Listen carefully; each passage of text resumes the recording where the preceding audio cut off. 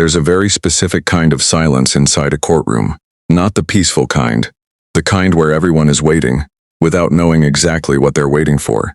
That's what it felt like that day.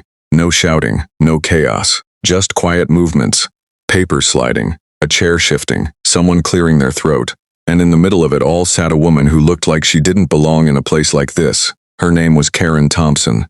She looked composed, perfect even. Hair done, posture straight, expression controlled. The kind of person who walks into a room expecting things to go her way, not because she hopes they will, but because they usually do. Across from her sat Judge Judy. Small frame, calm face, sharp eyes. The kind of presence that doesn't need volume to control a room. The case itself? Nothing special on paper. A property dispute. Karen was suing her neighbor, an elderly woman named Mrs. Chen, claiming that a newly installed fence had caused her emotional distress and affected her property value. She was asking for $5,000 in damages. Simple. Routine. At least, that's how it looked. Judge Judy flipped through the case file slowly. Not rushed, not distracted. Focused. Karen shifted slightly in her seat. Not nervous, just impatient, like she was waiting for something obvious to be acknowledged. Finally, the judge looked up. "Miss Thompson," she said calmly, "you're claiming this fence is improperly placed?" Karen nodded immediately. No hesitation. "Yes, it's completely out of line. It's affecting my property and my peace of mind." There was confidence in her voice, not aggressive yet, just certain. Judge Judy picked up a document. "The survey report says the fence is entirely on Mrs. Chen's property." A small pause. Karen blinked once, just once. Then she leaned forward slightly. "That report is wrong," she said. "I live there. I know what I'm talking about." That was the first shift. Subtle, but important, because it wasn't just disagreement, it was dismissal. Judge Judy didn't react immediately. She placed the paper down, folded her hands lightly, and looked directly at Karen. "In this courtroom," she said, "we rely on evidence." Still calm, still controlled, Karen exhaled, almost like a quiet laugh. "Well, maybe the evidence isn't complete," she replied, "because what I've experienced is very real." That word experienced hung in the air. She wasn't just arguing facts anymore. She was reframing the situation. And that's when the tension started building. Judge Judy didn't interrupt. She let Karen continue. "I've had to deal with constant stress because of this," Karen said. "It's not just about offense. It's about how it affects my daily life." There it was. The shift from legal argument to personal justification. Judge Judy leaned back slightly. "Stress," she repeated. "From a fence that is legally placed on someone else's property." Karen's expression tightened. "When something impacts your environment," she said, "a little sharper now, it becomes your problem." The tone had changed, not dramatically, but enough. The kind of change most people don't notice until it's too late. Judge Judy picked up another document, glanced at it, then set it aside. "Miss Thompson," she said, "based on what I'm seeing, your case doesn't have legal merit. That should have been the moment to step back, to adjust, to rethink." But Karen didn't. She leaned forward more now. "I don't think you're fully understanding the situation," she said. That line, simple as it sounds, carried weight, because it wasn't just disagreement anymore, it was challenge.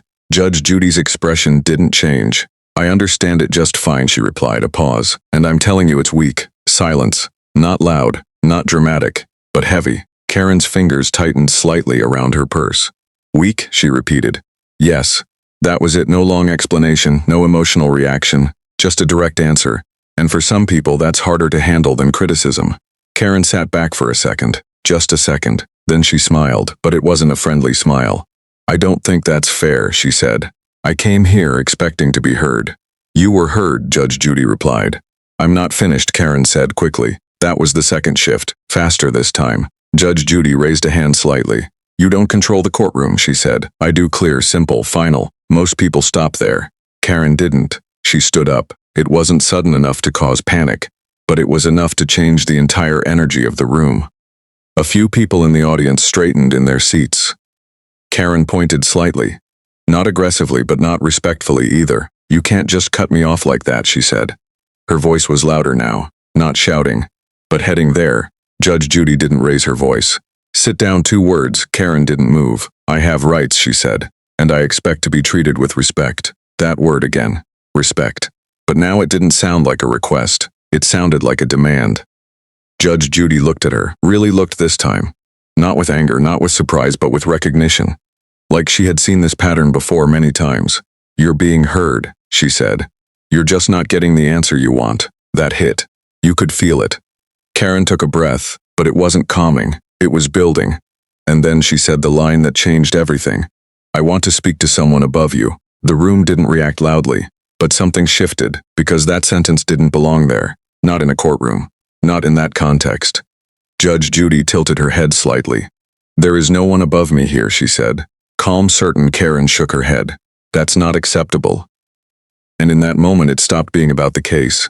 Once a situation turns from controlled disagreement into emotional escalation, it rarely goes back.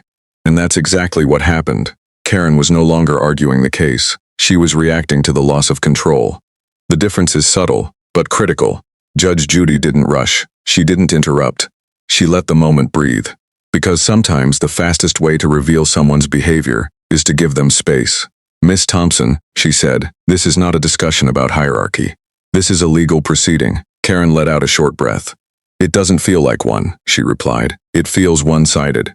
"It is one-sided," Judge Judy said, "because the law is on one side." That landed harder than anything before it. Karen looked around briefly. The audience wasn't reacting. No one was stepping in. No one was agreeing with her. And that realization, the lack of support, started to show. "You're dismissing everything I've said," she insisted. "No," Judge Judy replied. "I'm weighing it." A pause. "And it doesn't hold up." Karen shook her head again, this time slower. Frustration was turning into something else, not anger, something closer to disbelief. "You're not even giving me a chance," she said. "I gave you one," Judge Judy replied.